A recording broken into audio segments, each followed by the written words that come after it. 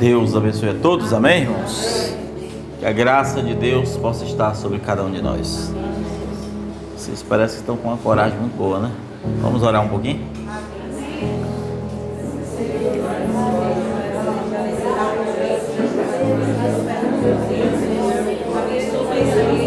Senhor Deus, soberano Pai, estamos aqui orando, pedindo a Tua direção.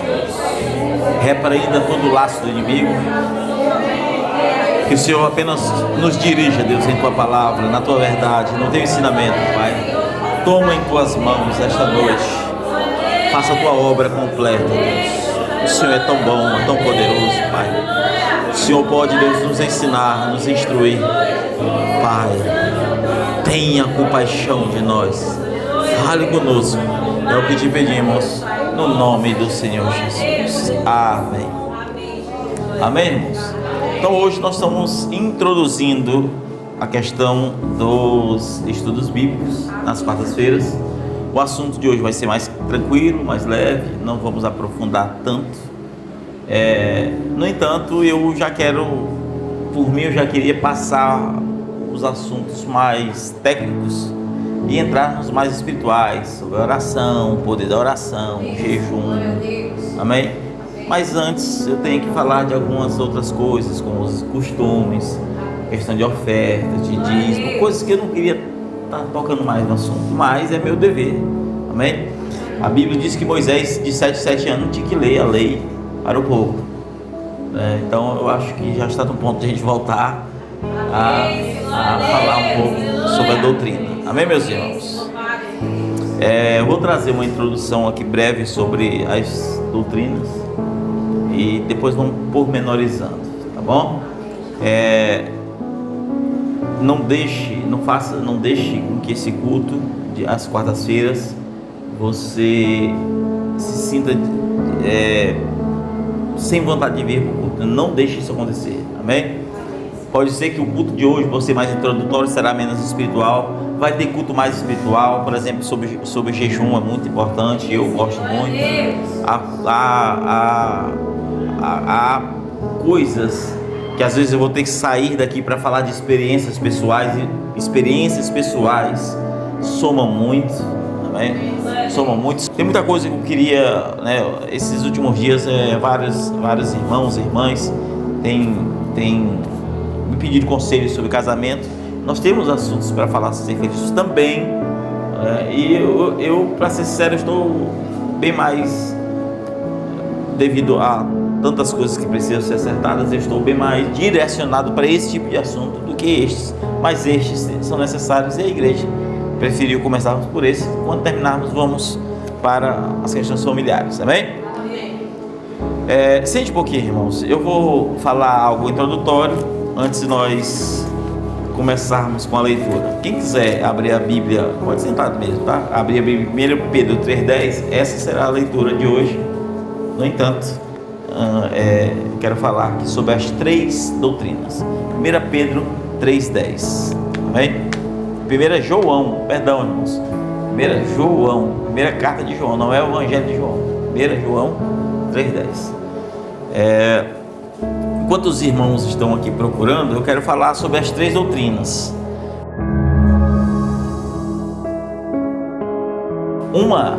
A gente chama 3 doutrinas, os 3 conjuntos doutrinários. Não quer dizer que nós temos que aceitar os 3 conjuntos doutrinários. Isso quer dizer que nós temos que aceitar, sobretudo, o primeiro conjunto doutrinário. E o segundo conjunto doutrinário dos que eu vou apresentar é necessário para que você faça com que o primeiro conjunto doutrinário esteja sendo executado da maneira correta. E o terceiro conjunto doutrinário que vamos citar é o que você deve fugir, pular fora. A centralidade, irmãos, da doutrina, ela é apresentada primeiramente pela doutrina de Deus. A doutrina de Deus, ela é imutável. A doutrina de Deus não muda. Então o que Deus ensina como estatuto perpétuo é perpétuo. Vocês estão entendendo? E eu não estou falando de alianças, antiga aliança com o povo judeu, porque ali tem sombras, tipos. Eu estou falando sobre a igreja, amém? A igreja começa em Cristo e Cristo é o cabeça da igreja, amém, irmãos? Cristo é o cabeça da igreja. Então as leis de Deus são dadas, não é como apenas mandamentos, não é meramente como uma ordenança. Toda instrução de Deus é uma ordenança. Todavia, ela não deve ser vista como meramente ordenanças. Você tem que guardar como um princípio, como valor dentro da tua alma. Amém, irmãos? Amém. Você tem que guardar como valores expressos na tua alma. Então, por exemplo, essas leis, elas expressam o amor, elas expressam os cuidados que Deus tem por você. Então, a lei de Deus, a correção de Deus sobre estas leis é justamente porque Ele te ama e Ele quer que você ande nesse reto caminho e que você alcance uma liberdade ou uma libertação espiritual. E por isso Ele ensina o caminho através das leis, ou seja, da doutrina de Deus. Amém? Então a meditação, a obediência, meditação é analisar, é refletir, a obediência é obedecer. Vocês estão entendendo, irmãos? É obedecer com diligência, ou seja, se submeter, diz, não, se essa é a vontade de Deus, e se eu o amo, eu vou me submeter pelo amor que eu tenho por Ele. Não é por peso, ai meu Deus, tem que ser assim, tem que fazer aquilo ali. Se você faz isso por peso, você ainda não conheceu o Evangelho. Você não conheceu o Evangelho. Inclusive Paulo fala uma comparação disso com o casamento. Então a gente precisa entender essas questões. Amém? Que são princípios que o crente ele busca para se encontrar no reflexo do caráter de Deus. Então, se você quer refletir o caráter de Deus, você deve guardar as leis, as instruções de Deus. Se você recua, se você rejeita as instruções de Deus, você não reflete o caráter e os princípios de Deus. O caráter e os princípios de Deus estão postos em suas próprias instruções. Deus não é mais do que a sua própria palavra. Então, quando você vive essa palavra, o caráter divino habita em você. O caráter divino é a própria presença dele, ou seja, o Espírito Santo. Amém? E vai ser uma luz que vai brilhar mais e mais nos momentos mais sombrios da sua vida. Quanto mais você busca a Deus na doutrina de Deus, quanto mais você estiver na presença de Deus, por mais que o momento estiver sombrio, aí que essa luz brilha. Porque quanto maior é a escuridão, maior é a eficácia da própria luz. A luz não brilha enquanto tudo está claro, porque a clareza muitas vezes é maior do que a luz que há em você, porque a clareza é o próprio Deus. No entanto, no mundo de trevas, em dificuldades, é a doutrina genuína que vai fazer você refletir, observar, amém? Refrear um pouquinho, para que você fuja e sempre te guiará na sabedoria, na compaixão e na misericórdia, amém? Então a doutrina de Deus refere-se àquilo que é imutável e eterno. Até aí vocês entenderam, irmãos? Aquilo que é imutável e eterno. Poderia citar alguns textos, mas eu vou continuar agora na segunda doutrina, que é a doutrina do homem.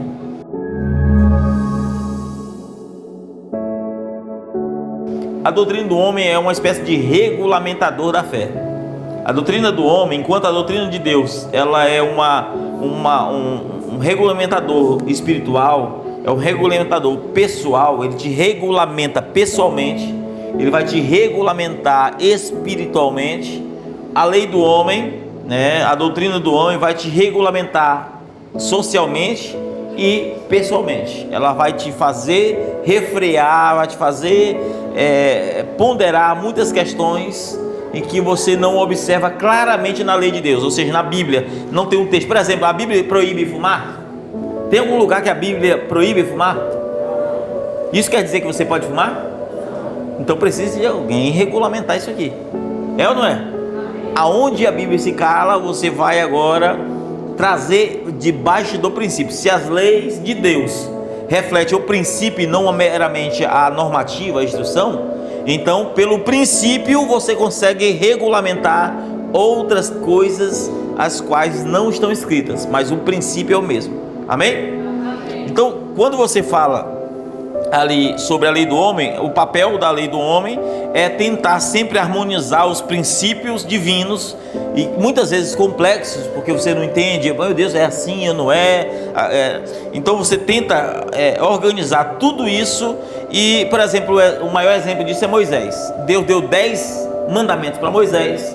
Desses 10 mandamentos, Moisés colocou mais 603 mandamentos em cima. E a Bíblia chama de a lei de Moisés.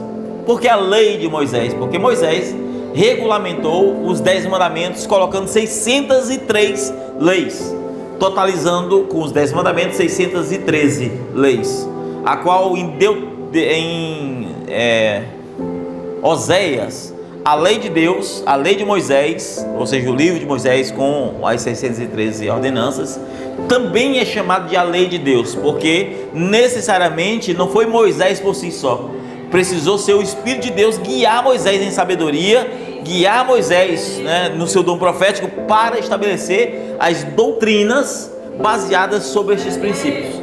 Então Moisés separou leis civis são leis sociais, leis que determinam o que é o meu, o que é dos outros, aonde eu não posso ir, o que eu posso fazer, que determina as leis de saúde, por exemplo, fazia suas necessidades, tinha que cobrir, as leis cerimoniais, das cerimônias, as leis cívicas, leis morais. As leis morais é a lei de Deus.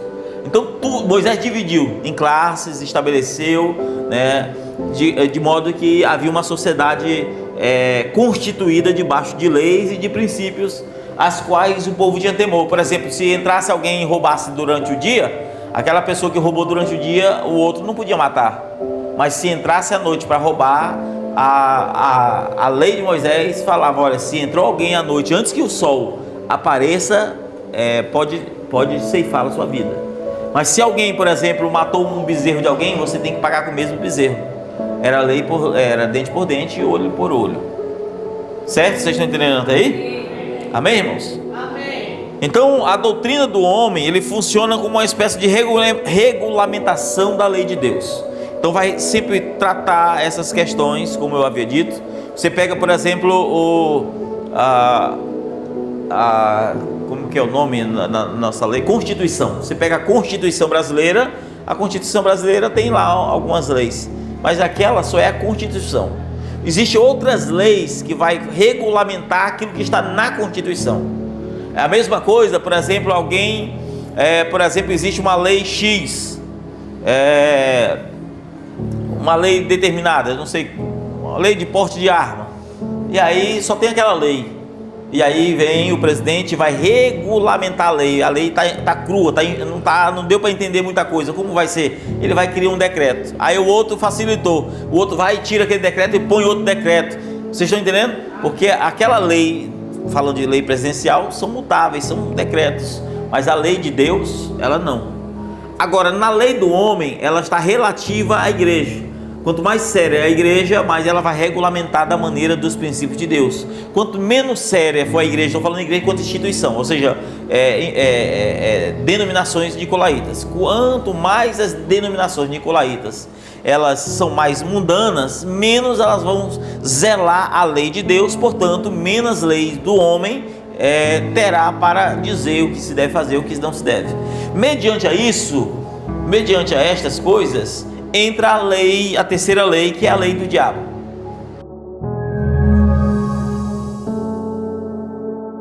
A lei do diabo vai ser um desafiador da verdade.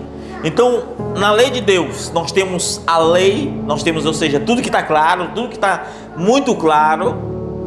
Na lei do homem, nós temos regulamentadores que nos ensinam, por exemplo, roupa, maquiagem, será que é certo fazer isso ou aquilo outro? Nós temos várias, só que na lei do diabo, encontra-se espaço para que as pessoas digam assim: eu não vou servir a lei do homem.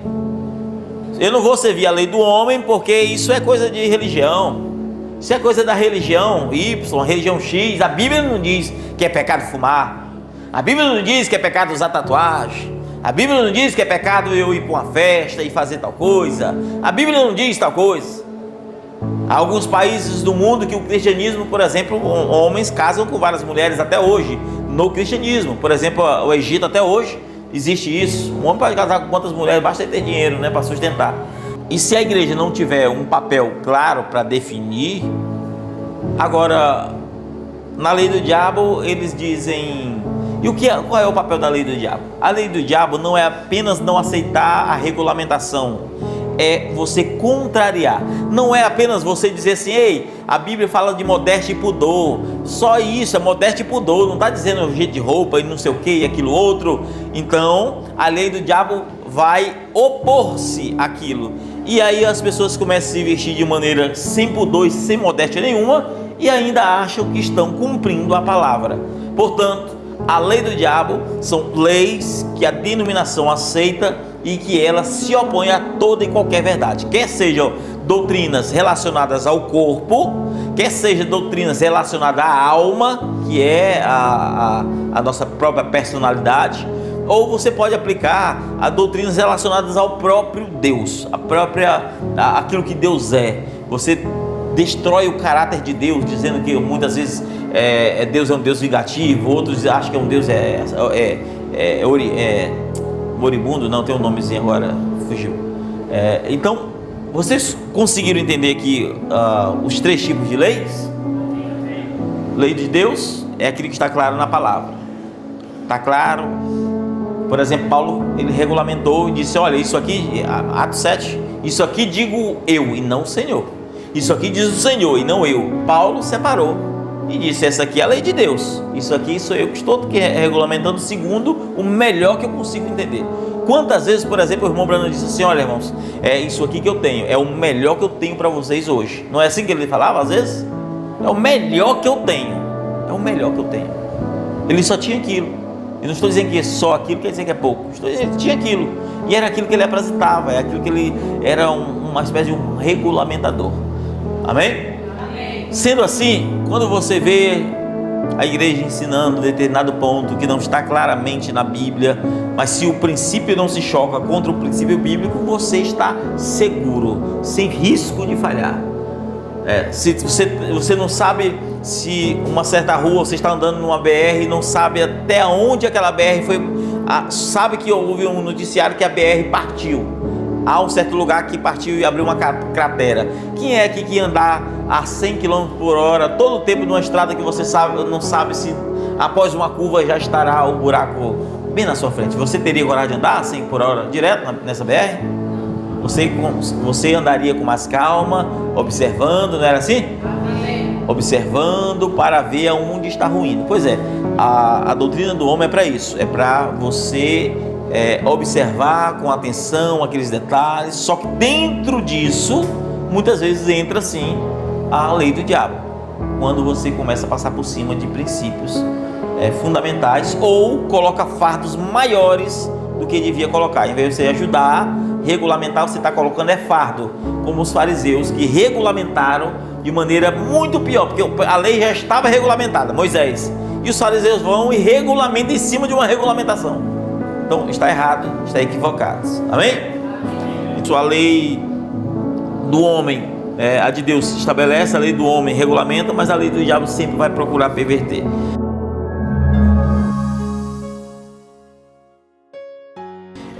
Dito isso, irmãos, vamos ler agora 1 João 3,10. 1 João capítulo 3, versículo 10. Vamos ler.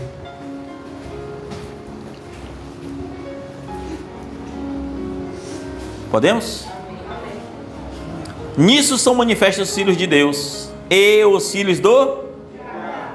Nisso são manifestos os filhos de Deus e os filhos do... Qualquer que não pratica a justiça e não ama o seu irmão, não é de... Nisso são manifestos os filhos de Deus e os filhos do diabo. Qualquer que não pratica a justiça e não ama seu irmão, não é de Deus. Senhor Deus, acrescente as tuas palavras sobre os nossos corações. Fale um pouco mais, Deus. É o que nós te pedimos, no nome do Senhor Jesus Cristo. Amém. Amém. O homem tem dois tipos de natureza. O homem, ele pode nascer de novo, ou ele pode nascer no seu primeiro nascimento. O homem que nasce uma vez, ele morrerá duas vezes. Mas o homem que nasce duas vezes, morrerá apenas uma vez. E eu sei que talvez a maioria não sabe nem o que é Bíblia, e dificilmente vão interpretar ou conseguir entender o que isso quer dizer. Quer dizer que o homem, quando nasce uma vez, ele nasce pela via carnal. Quando ele nasce de novo, ele nasceu pela palavra. E esse que nasceu pela palavra só terá a morte física, não morrerá a segunda vez. Mas o homem que nasce apenas uma vez, ele morrerá fisicamente e espiritualmente. Esse é o problema. E se nós não entendermos, irmãos, que existe sim duas classes de pessoas: os filhos de Deus e os filhos do diabo. Existe claramente dentro das escrituras os bodes e as ovelhas. Isso é Mateus capítulo 25, versículo 32 e 33. Existem árvores boas e árvores más. Mateus capítulo 7, versículo 17 a 20. Existe o joio, assim como existe o trigo. Mateus capítulo 13, versículo 24 a 30. Vaso de honra e vaso de desonra. 2 Timóteo 2, 2 a 10 a 20. Filhos de Deus e filhos do diabo, conforme a escritura que lemos em 1 João capítulo 3, versículo 10. As ovelhas, elas necessariamente são geradas de Deus. Bodes não podem ser gerados de Deus. Então, um homem nasce, e a Bíblia diz assim em João 1,13: os quais não nasceram do sangue, nem da vontade da carne, mas da vontade do varão, mas de Deus. Vou repetir: dos quais não nasceram do sangue, nem da carne, nem da vontade do varão, mas de Deus. Então este nascimento referido-se aqui, é que vai fazer você perder essa velha natureza. Sabe aquele homem hipócrita, enganador, enrolão, coração maligno? Sabe aquela... A Bíblia está dizendo: se você não nascer de novo, porque eles nasceram agora não mais do sangue, não mais da vontade da carne, você sabe o que isso significa, nem da vontade do varão, você sabe o que significa, mas de Deus. Quando o homem nasce de Deus, ele tem uma nova natureza. Ninguém nasce de Deus como bode, ninguém nasce de Deus como filhos do diabo, ninguém nasce de Deus como joio, ninguém nasce de Deus como vasos de desonra. Aqueles que nascem de Deus, nascem para a glória de Deus. 1 Pedro 1,23 diz: sendo de novo gerados, não da semente corruptível, que é essa carnal, mas da incorruptível, pela palavra de Deus, viva, que permanece para sempre. O que isso quer dizer? Isso quer dizer que nós somos gerados de novo, mas não mais pela semente corruptível, não mais por essa semente da carne que te gerou, mas por uma semente espiritual, que é a palavra de Deus. Amém? Amém. E este gerado, irmãos, significa o novo nascimento. Essa nova geração significa o novo nascimento. Portanto, é impossível sermos salvos se não nascermos de novo, assim como é impossível sermos condenados se já tivermos nascido de novo. Até aí, tá tranquilo? Amém. João 3,3: Jesus respondeu e disse: na verdade eu vos digo que aquele que não nascer de novo não pode ver o reino de Deus. O reino de Deus é novo nascimento. Quantos aqui nasceram de novo? Amém. Quantos aqui experimentaram de fato o novo nascimento? Quantos aqui já encontraram descanso em Cristo? Quantos aqui realmente têm estado preocupados? Eu vou dizer para você uma coisa: quando a pregação, você ouve a pregação e ela não faz efeito, você ouve, parece que é meio que nada. Isso demonstra que você é um filho do diabo. Sangue, não goste, você demonstra ser um filho do diabo, estando reservado para o fogo eterno, não havendo possibilidade nenhuma de salvação, porque a semente da eleição vai manifestar através da palavra. A chuva da palavra vem e manifesta que tipo de grão há em nós. Este nascimento vai refletir que tipo de grão há em nós. Louvado seja o nome do Senhor. Amém, irmãos? Como eu disse, tem várias coisas aqui a falar, mas eu vou tentar abreviar algumas questões para que a gente possa usufruir de mais ensinamentos. Louvado seja Deus. Então, se a Bíblia diz que os filhos de Deus e os filhos do diabo são manifestos através de praticar ou não a justiça e amar ou não o seu irmão, quer dizer que se você não ama o teu irmão, você não é de Deus.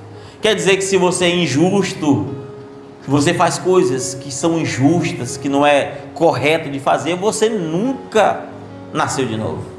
O texto de 1 João 3,10 deixa muito claro acerca disso. Quem nasceu de novo é justo. Quem nasceu de novo é justo. Amém. Quem nasceu de novo ama o seu irmão. Amém. E aí, às vezes a gente não consegue entender que o trigo sempre será trigo, o joio sempre será joio. Assim como um porco nunca vai virar um bode e nem uma ovelha nunca vai virar um porco. Porco é porco, bode é bode, ovelha é ovelha. Cada um é segundo a sua espécie. E aí isso poderia citar Mateus 5.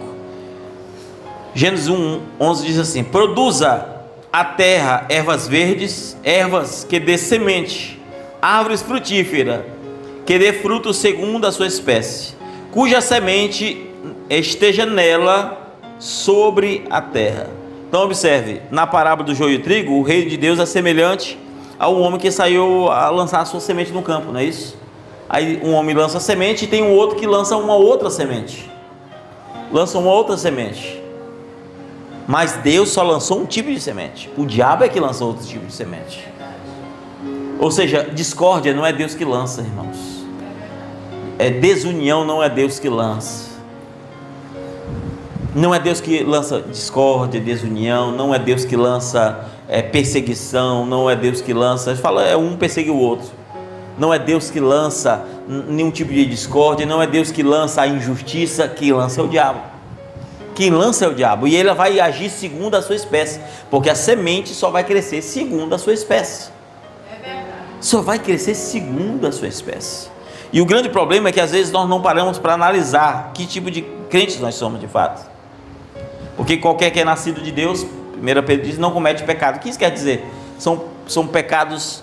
quer dizer que você não peca mais? Será que é isso mesmo? Você é impecável? Não. Quer dizer que aqueles pecados que você vai diante deles, você não vai mais para diante deles. Você pode sim cometer delitos, falhas, mas a Bíblia diz que Deus te justifica.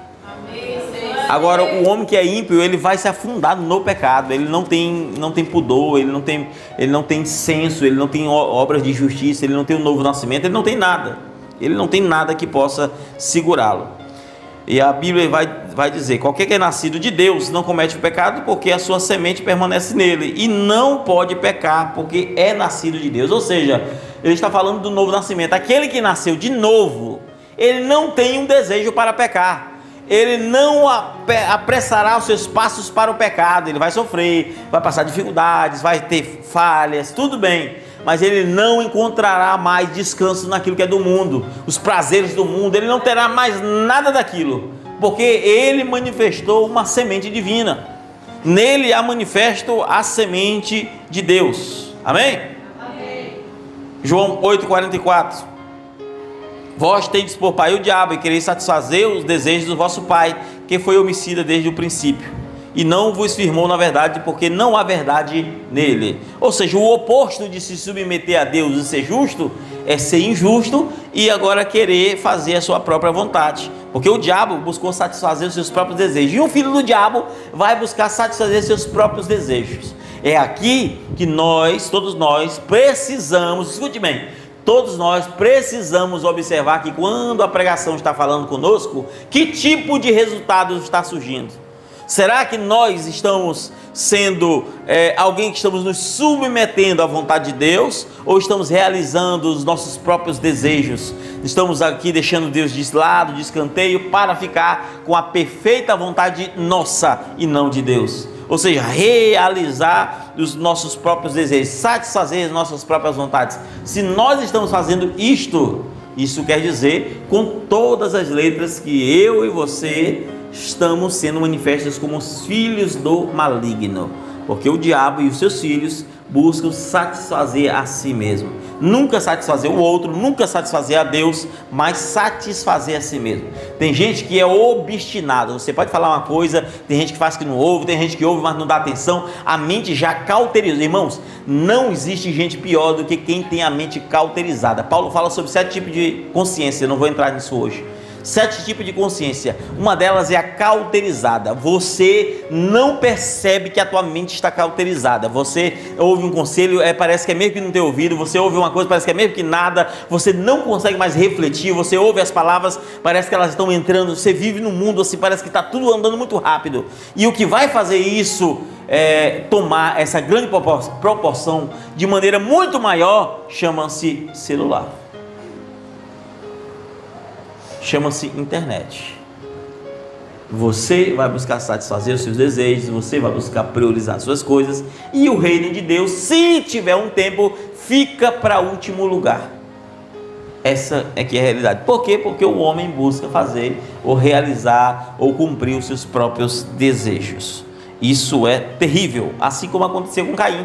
Caim, o rosto dele desfaleceu, o pecado ainda não tinha tomado por Caim, mas estava batendo, querendo entrar em Caim, ou seja, estava ali Caim remoendo, mas Caim era um obstinado. Caim estava obstinado. Deus estava falando com Caim, mas Caim estava com a sua mente ali cauterizada. Aquilo já não podia mais fazer efeito, a sua mente cauterizou. E o que ele fez? Ele realizou o intento do seu próprio coração. Ele pensou em matar e matou.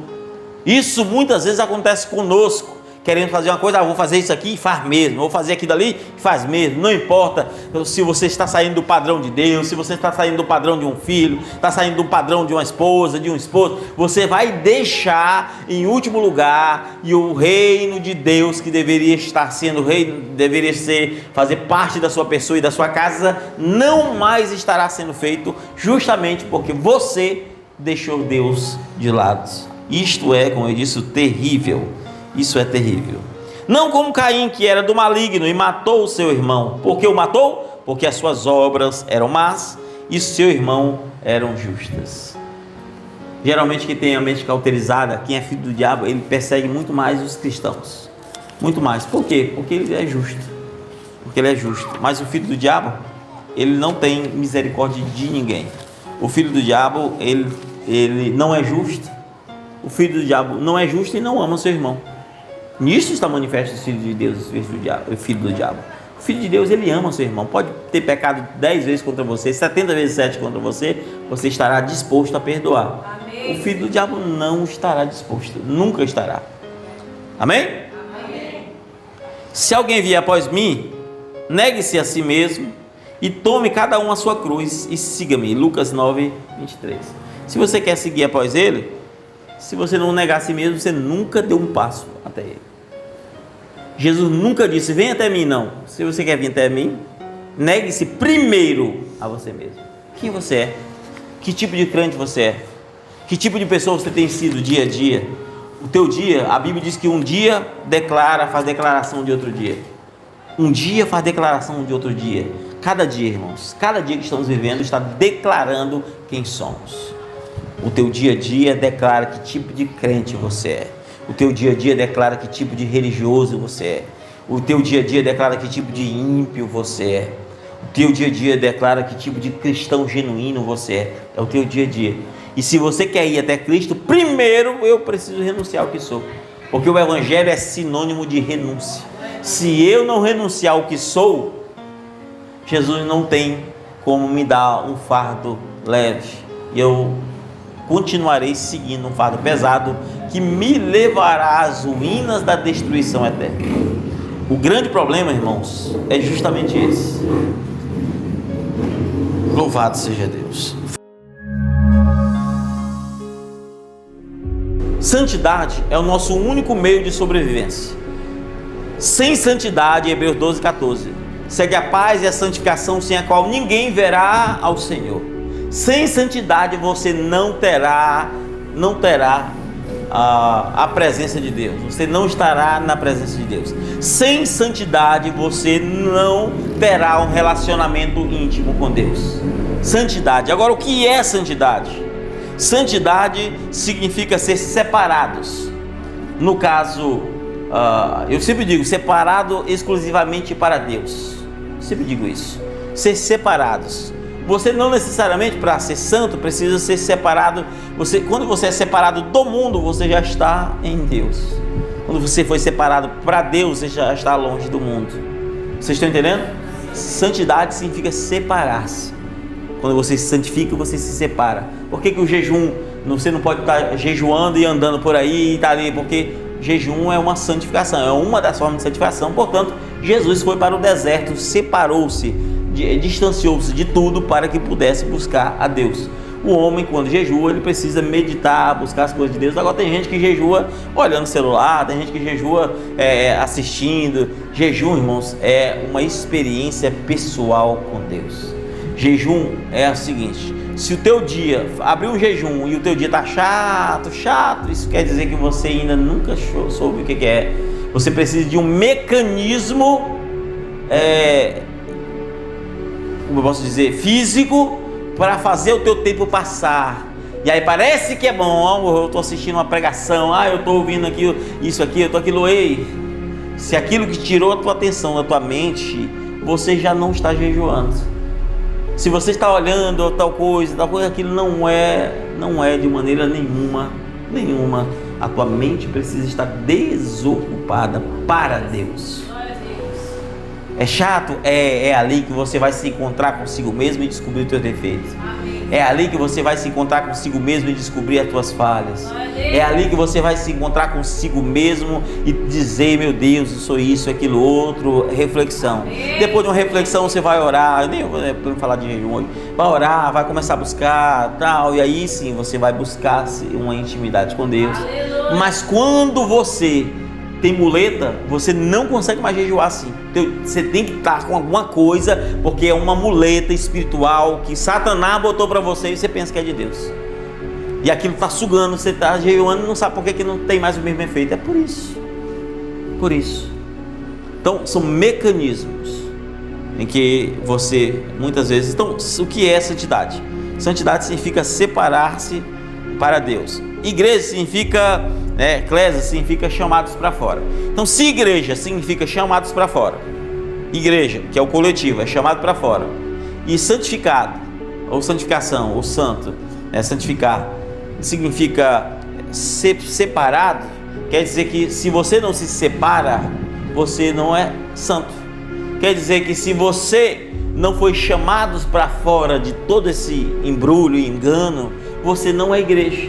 Ser igreja é ser excludente do mundo. Ser igreja é estar excluído do mundo. Ser igreja é não ser participante das coisas do mundo. Ser igreja é ser separado para Deus. Amém? Então é impossível alguém ser igreja que nunca foi chamado para fora. Ele ainda está, quer seja na Babilônia religiosa, no paganismo nicolaíta, ou ele às vezes está com a sua própria idolatria devido à mente cauterizada. Enquanto grupo, muita gente está com a mente cauterizada com as doutrinas estranhas da religião, enquanto indivíduos, muitas vezes nós estamos cauterizados com a nossa própria consciência, achando que devemos ou podemos servir a Deus da nossa maneira. Portanto, nunca seríamos igreja nestas condições. Até aí tudo bem? Então, quando olhamos para a Bíblia de Gênesis e Apocalipse, nós vamos observar, irmãos, que o pecado que Deus mais abomina é apenas dois. Ele abomina veementemente: é a profanação e a idolatria. Você pode pegar os maiores castigos de Deus, não tem uma terceira opção. Os maiores castigos de Deus é a profanação e é a idolatria. E aí você vai observar que Deus em Isaías 45 diz: eu sou Deus. Eu não vou falar sobre deidade hoje. Deus, ele mesmo disse: eu sou o único Senhor e fora de mim não há Salvador. Agora me diz uma coisa: em mim tem quantas pessoas? Em mim tem quantas pessoas? Tem uma, não é isso? Ou em mim tem mais? Só que as pessoas dizem: em Deus tem três. Deus é um. Deus é um. O filho dele pode ser outro, mas não, Deus é um. Deus é um. E Deus nunca aceitou idolatria. Deus nunca aceitou. Outra coisa é profanação.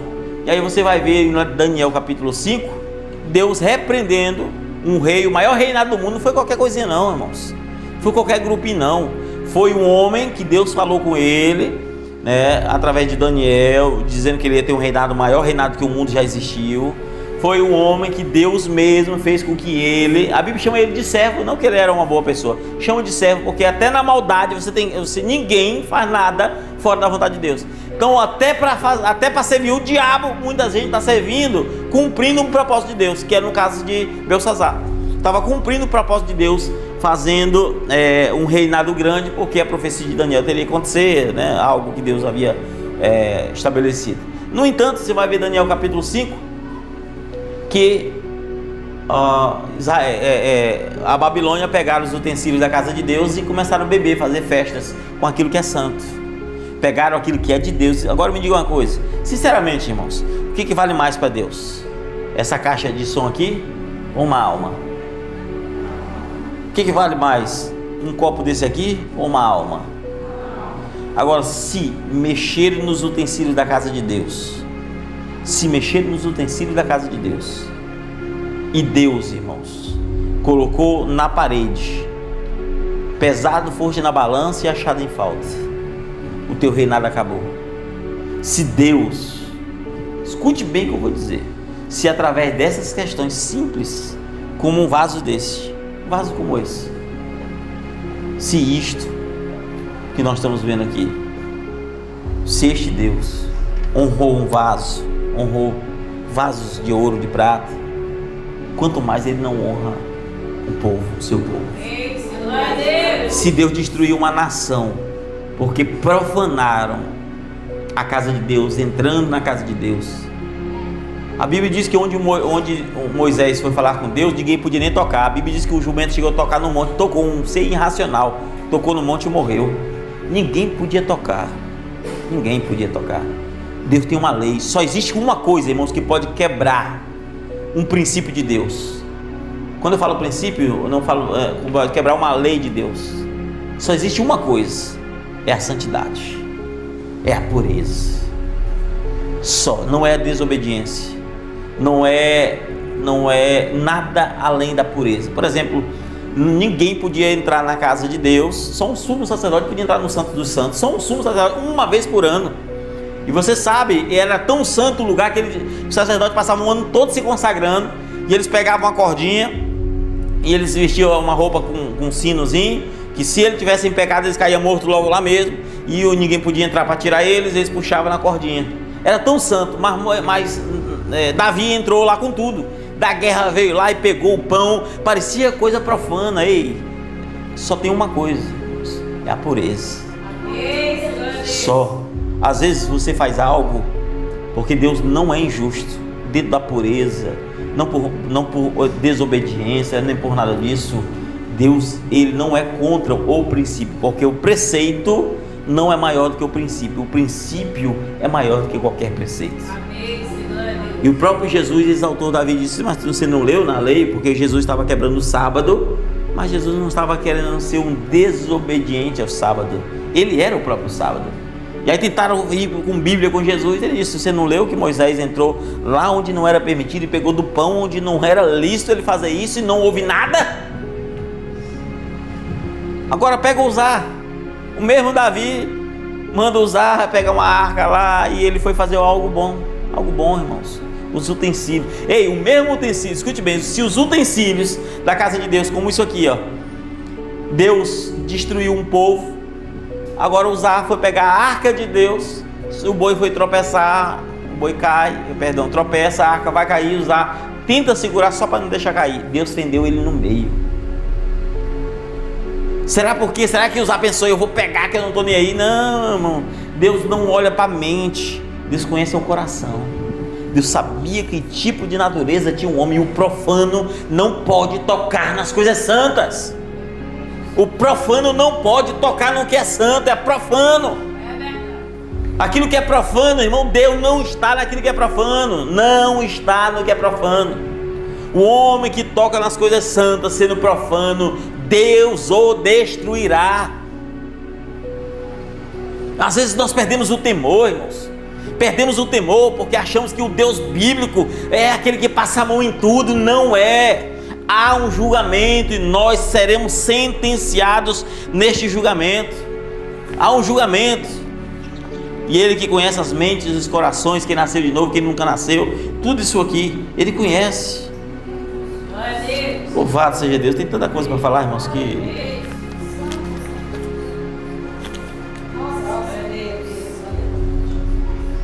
1 Tessalonicenses 5,23 diz assim: e o mesmo Deus de paz vos santifique em tudo, e todo o vosso espírito, alma e corpo sejam plenamente conservados e irrepreensíveis para a vinda do nosso Senhor Jesus Cristo.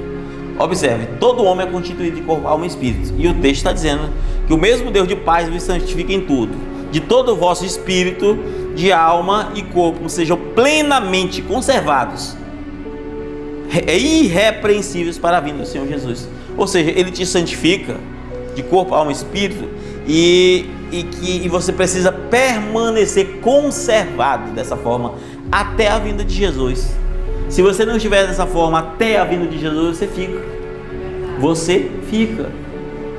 Essa que é a realidade que às vezes nós não paramos para pensar, para analisar. Nós estamos achando que o evangelho é light, estamos achando que o reino de Deus é assim, ele veio e está tudo muito bem. É esforço, é esforço. Você pode falhar ainda, tentando, você vai continuar cometendo pequenos delitos, mas se esforce. A vida é assim, Deus não está exigindo perfeição de você, mas está exigindo esforço. Agora ande com a vida relaxada para você ver. A Bíblia diz que Deus não tem nem prazer na alma que olha para trás. Deus diz que é maldito o homem que faz a obra do Senhor relaxadamente. Faça as coisas relaxadas para você ver. É um relaxo, faça. E você vai ver como uma coisa, ela caminha para lugares diferentes. Caminha para lugares totalmente diferentes. Tem tantos textos para citar aqui. A Bíblia diz, Ezequiel 18:4, diz assim: a alma que pecar, essa morrerá. A alma que pecar, essa morrerá. Nós somos alma, nós não somos corpos. O corpo se desfaz, volta para o pó. O espírito, que é a vida, sua vida, volta para Deus que o deu. A tua alma tem um destino incerto, céu ou inferno. Não tem outro destino. O corpo volta direto para o pó, o espírito para Deus, porque Ele soprou em você. Mas a alma, essa que peca, morrerá. Há um julgamento, irmãos. Há um julgamento. Se nós não atentarmos para isso, a coisa pega. A coisa pega. Louvado seja Deus. Ora, não sabeis que o vosso corpo é templo do Espírito Santo, que habita em vós, é proveniente de Deus e não sois de vós mesmos? 1 Coríntios 6,19. Ele está dizendo, por acaso você não sabe que nem vocês são de vocês mesmos, vocês são templo de Deus. Se você nasceu de novo, você é templo de Deus. Se você é templo de Deus, você não pode fazer as coisas do seu jeito, não. E eu não estou nem falando de profanar seu corpo, não estou nem falando de você ir lá fora adulterado, não estou nem falando disso. Eu estou falando que a tua cabeça não pode andar segundo o que você quer. A tua cabeça tem que ser Cristo. Você não pode andar, irmão, igual uma luada, desse jeito não adianta. Se submeta a Cristo. Entenda que Deus nos chamou para ser diferentes. Deus é Espírito e importa que os verdadeiros adoradores o adorem em Espírito e em verdade. João 4,24. Se Deus é Espírito, nós precisamos adorar em Espírito. Não adianta adorar de outra forma, que não adianta, não serve. Deus é Espírito. A tua adoração precisa ser em Espírito e não apenas em Espírito, em verdade. Em Espírito é muito fácil, em verdade já não é tão fácil. Às vezes estamos com mágoa, rancor, coisas, sabe, que te colocam em um estado deplorável, e você não adora em verdade. Você adora, você tenta adorar a Deus, mas está com um peso tão grande que não consegue sequer orar. Por que isso acontece? Por causa da nossa condição espiritual.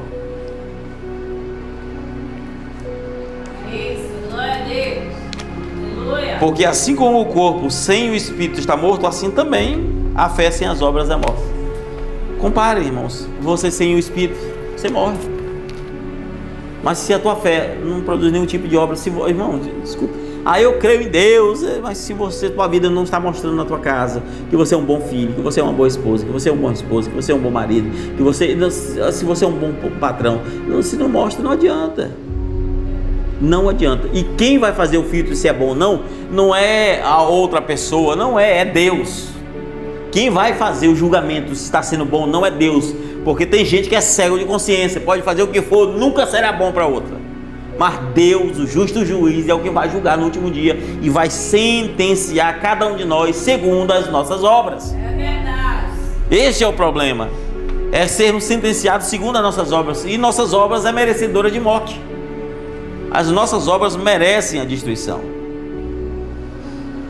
Por isso Jesus disse em Marcos 7:9, e dizia: bem valideis o mandamento de Deus para guardardes as vossas tradições.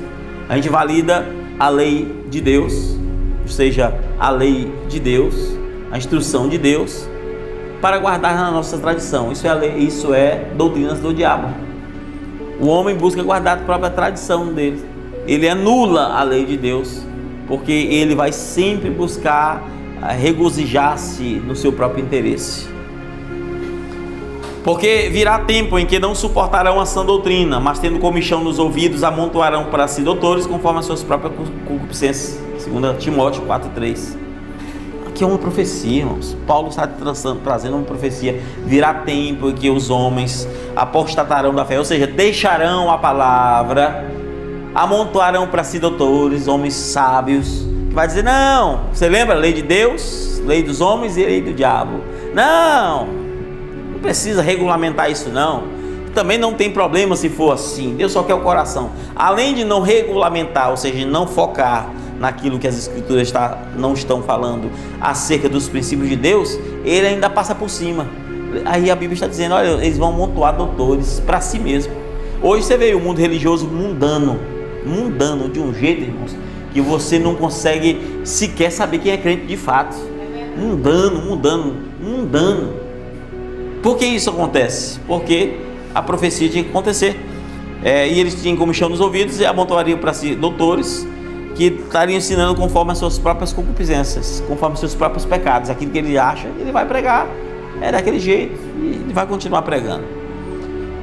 Versículo 1 de 1 Timóteo 4 diz: mas o Espírito expressamente diz que nos últimos tempos apostatarão alguns da fé, dando ouvido a espíritos enganadores e doutrinas de demônios. Você lembra que eu falei de doutrinas de demônios? Existe a doutrina de Deus, a do homem e a do diabo. E os homens deixariam o Espírito Santo dizer expressamente, ou seja, Paulo disse assim: olha, ele falou com todas as letras. Paulo está dizendo: o Espírito me falou exatamente desse jeito, expressamente dessa forma. O Espírito Santo me disse exatamente que nos últimos tempos muito apostatarão da fé, dando ouvido a espíritos enganadores e doutrinas de demônios. A terceira classe, as doutrinas de demônios. Por que isso aconteceria? Porque eles estavam pregando as suas próprias concupiscências, aquilo que eles querem.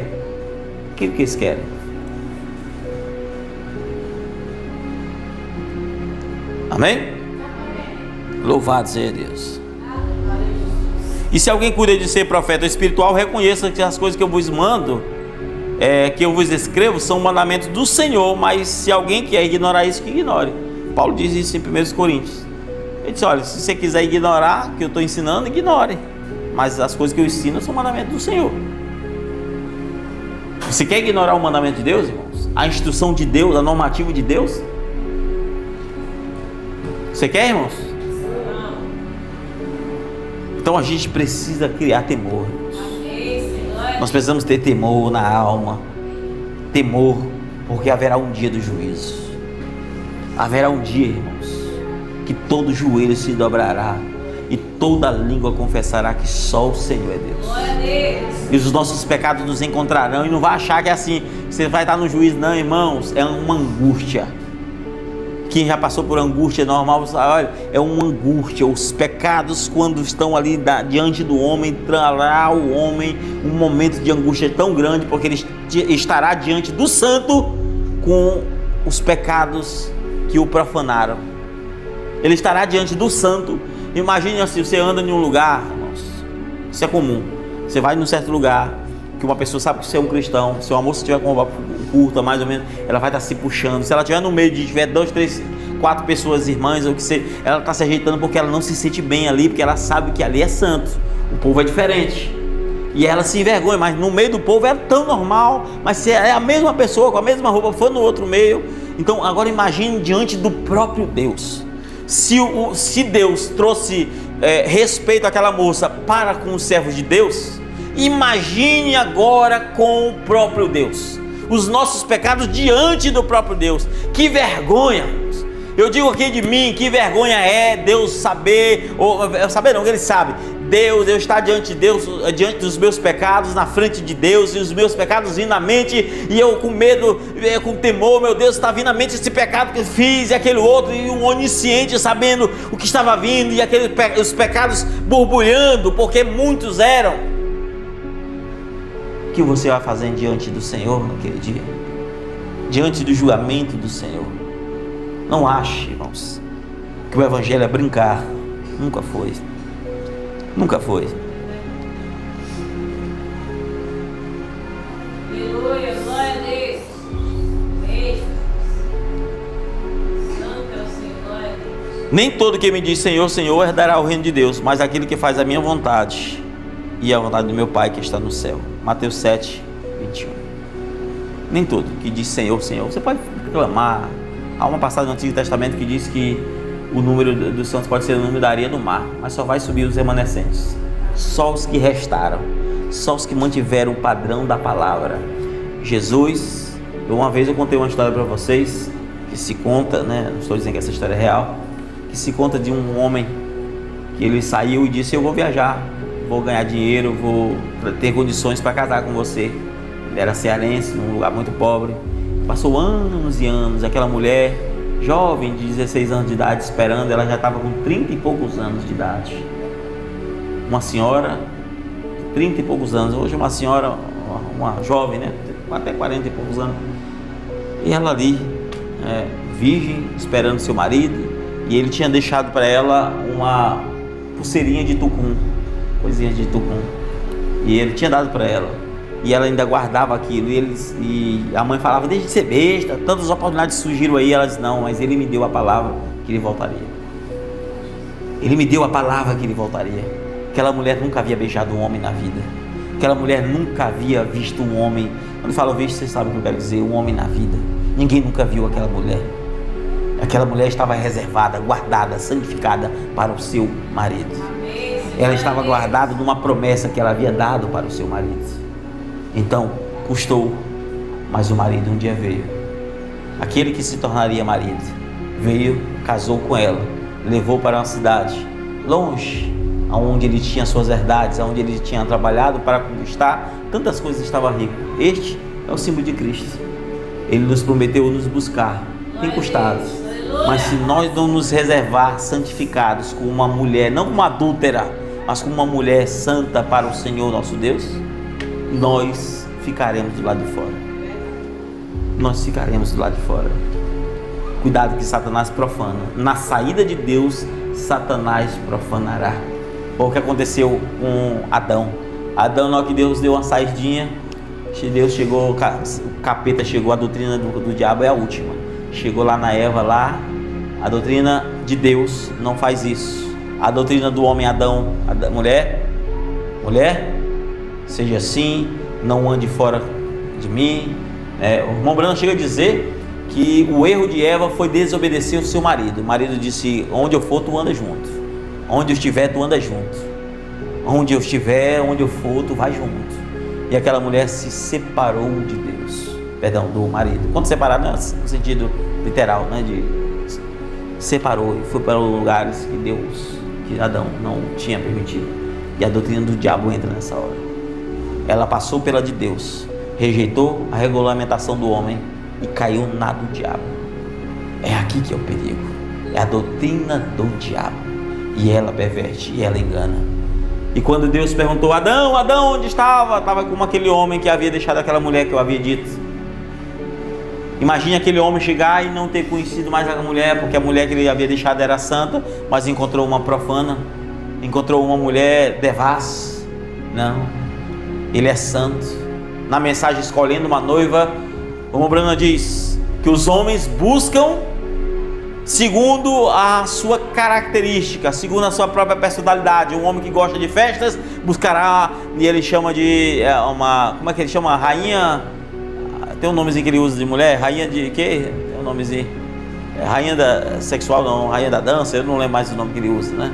Vai buscar isso, e o outro vai buscar aquilo. Ele disse, porque é segundo a sua característica, mas se ele é santo, ele buscará um povo santo. Deus não vem buscar um povo profano, irmãos, ele vem buscar um povo santo, amém? Ele vem buscar um povo santo. Louvado seja o nome do Senhor Jesus. Quem ama a sua vida, perderá, mas quem neste mundo odeia a sua vida, guarda-la para a vida eterna. Ou você renuncia a sua vida para viver em Cristo, ou você vive a sua vida do jeito que você quer, sabendo que você perdeu a oportunidade de viver dos lados. A escolha é sua. Foi o que Moisés disse: olha, eu tenho bênção e maldição, vida e morte, escolhe pois a vida para que vivas. Mas o que o povo escolheu? A morte. Tiveram a opção de vida ou morte, escolheram a morte. E o problema é esse, é quando escolhemos a morte. E como o corpo pode santificar? Como nos levar a Deus? Como? O corpo nos leva a Deus em santidade. Como? Às vezes, mudando os hábitos que nós temos. Eu noto algumas coisinhas, irmãos. Eu nem ia tocar nisso ainda, né? Mas deixa eu falar aqui. Assim, a gente nota que umas coisinhas estão entrando aqui na igreja. É um salto. Eu não sou... Começa um certo salto. Não é nem salto, uma coisa meio alta. Aí depois vai começar... Amém, até aí. Depois vai começar com aquele negócio que eu não sei nem como é que chama o nome, que atrás é bicudo, né? Aí vai começar. Aí vai bater lá na profecia de Isaías 51, onde Isaías havia profetizado como estaria o quadro das mulheres no tempo do fim. Um espelhinho, é isso, na sua bolsa, e tudo isso ele profetizou. Andava cascavelando, com um salto bem alto. Por quê? Porque as coisas estão entrando. As mocinhas, eu vi um dia aí uma jovem botando no status só uma coisinha, parecia tão bonitinha, né? Uma coisinha tão... Aí a moça com uma blusa sem manga. Aonde é que nós vamos chegar? Uma jovem da igreja, que eles estão falando de outra igreja, da nossa. Que coisa feia. Quando não é, parece cada coisa. Aí começa a pintar os decotes. Aí parece que um dia estão botando o seio para lá de fora. Começa a mostrar o decote, as costas nuas. Como a gente vai santificar o corpo? O que o corpo é? Modéstia, pudor. Modéstia, irmãos. Modéstia, pudor. Pudor é um estado de sentimento. Pudor é um estado de espírito. Você ter pudor é algo intrínseco à sua alma. Modéstia é ser modesta, não vestir mesmo, ali no agir, no falar. Às vezes a gente não tem essa pureza. A gente se veste assim religiosamente tão bem, mas a boca da gente é tão suja. A gente fala cada imoralidade, irmãos. A gente fala cada coisa, a gente tem a boca suja, a gente xinga, a gente... Quando eu falo a gente, eu não estou dizendo que eu faço ou que você está fazendo. Estou falando a gente como seres humanos. Como é que nós vamos dizer que estamos servindo a Deus se nós não estamos conseguindo cumprir o básico?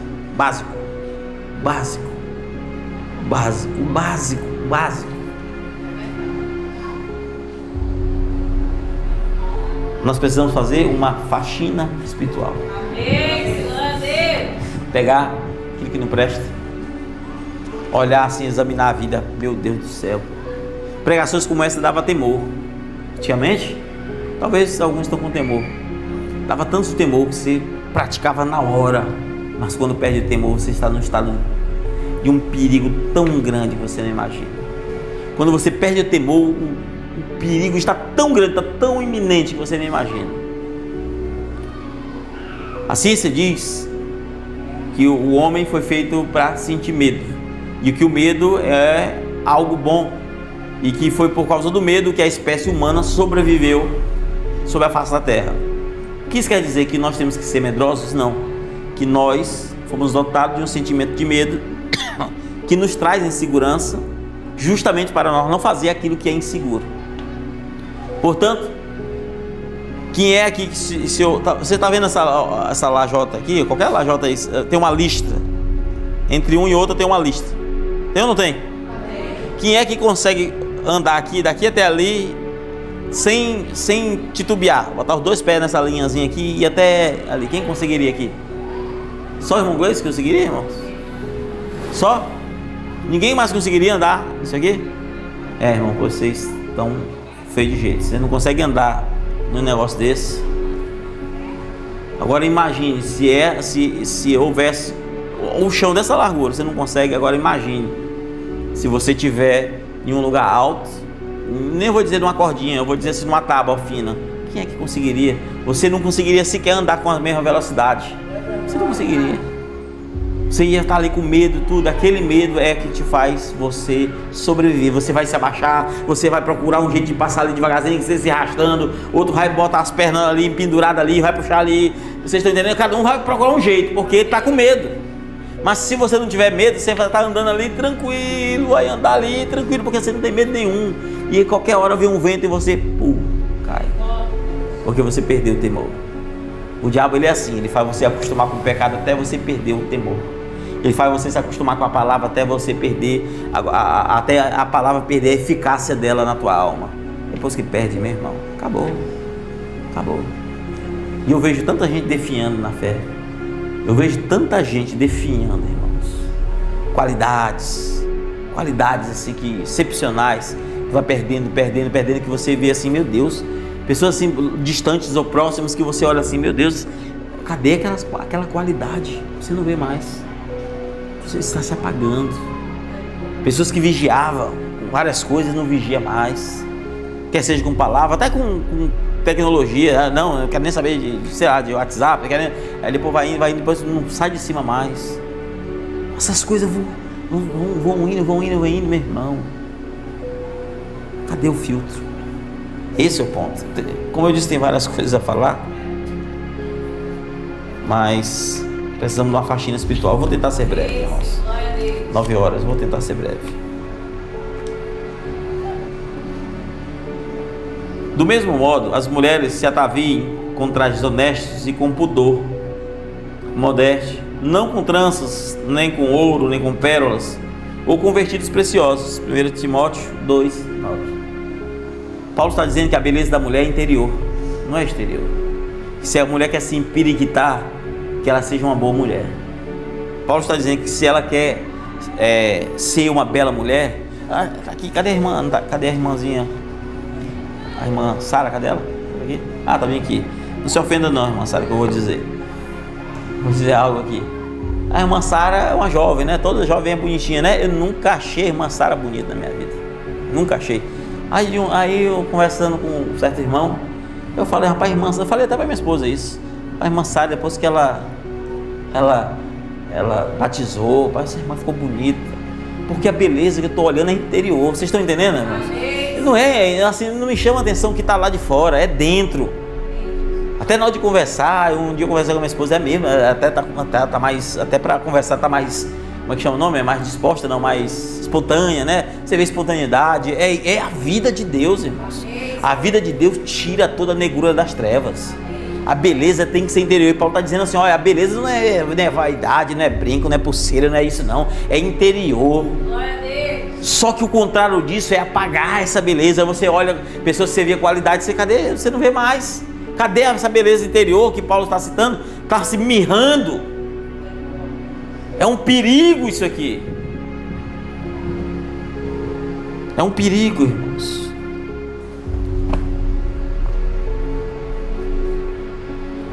Primeiro Coríntios 6:9. Acaso ignorais que o vosso corpo é templo do Espírito Santo? Acho que eu li esse, né? Que mora em vós e que recebeste de Deus? Mateus 5:28 diz: eu, porém, vos digo, qualquer que atentar para uma mulher para cobiçar, já em seu coração cometeu adultério com ela. Ou seja, você anda na rua, uma mulher que anda mal vestida, ou você que gosta de seduzir, de usar algo que chama a atenção de alguém, se você fizer alguém olhar com você com algumas intenções, e se você for o motivo pelo qual despertou, você será condenada com aquela pessoa sem ter feito nada fisicamente. Só você ser o motivo de despertar aquilo na pessoa, você será condenada por esse pecado, diz aqui Jesus. Que terrível. É entender que o julgamento de Deus não é segundo o nosso julgamento. É que Deus é justo, que Deus é um justo juiz. Glória a Deus. Aleluia, Senhor. Louvado. Qual é a vontade de Deus? Primeiro, eu vou parar por aqui, tá bom, irmãos? É 9 horas. A vontade de Deus é que sejais santos e que vos afasteis da imoralidade sexual, que Deus não nos chamou para a imundícia, mas para a santidade. Então a vontade de Deus é que eu me permaneça santo, afastado de toda imoralidade sexual, que Deus nos chamou para ser santos, que a gente se afaste de toda imundícia, que a gente se afaste de tudo, que permaneça em santidade. É o que Deus quer para nós. Amém? Então o pudor, ele vai esconder uma coisa. Irmãos, quem tem pudor, esconde algo, esconde uma riqueza. O pudor responde. Por isso que uma mulher, uma moça, uma virgem, uma moça santa, você esconde uma grande riqueza que Deus quer que você guarde. A Bíblia chega a comparar, irmãos, a mulher com uma mata fechada. Ou seja, uma mata fechada, ninguém anda entrando, é mata fechada. Quer dizer que assim, ninguém anda vendo nada da mulher, não. É para o marido. É para o marido. Uma mulher sem pudor não tem nada disso. Ela não tem nada, ela não tem nenhum tipo de preocupação com esse tipo de coisa. Amém? Tem várias coisas aqui, mas não vai dar tempo para falar não. Ia entrar no assunto santidade no viver, que é o dia a dia. Mas vamos orar. Vamos orar.